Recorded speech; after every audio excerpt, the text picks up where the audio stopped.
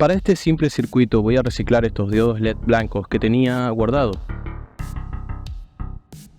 Si no están seguros si su LED funciona correctamente, usen su multímetro en la parte de continuidad. Para saber su polaridad, sigan el dibujo mostrado en pantalla y verifiquen que estén funcionales.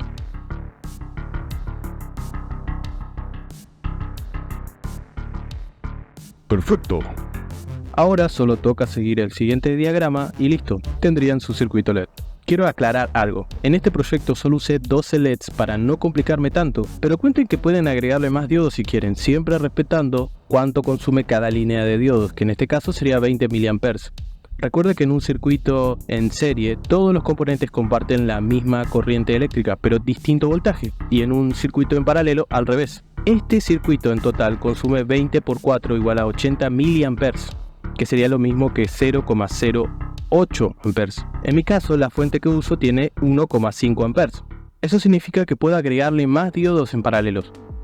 Y otra cosa que deben respetar es el voltaje de la fuente, que son 12 voltios. Y estos 3 diodos en serie consumen 10,2 voltios en total. Y necesitaríamos una resistencia de protección para que no se dañe el circuito, que en mi caso uso uno de 100 ohms. No quiero hacer más largo este video, porque sé que a muchos les alcanza con el diagrama, pero si alguien quiere, puedo explicar su teoría, solo dejen su comentario.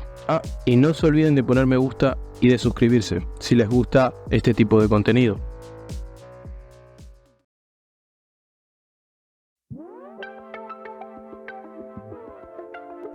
Thank you.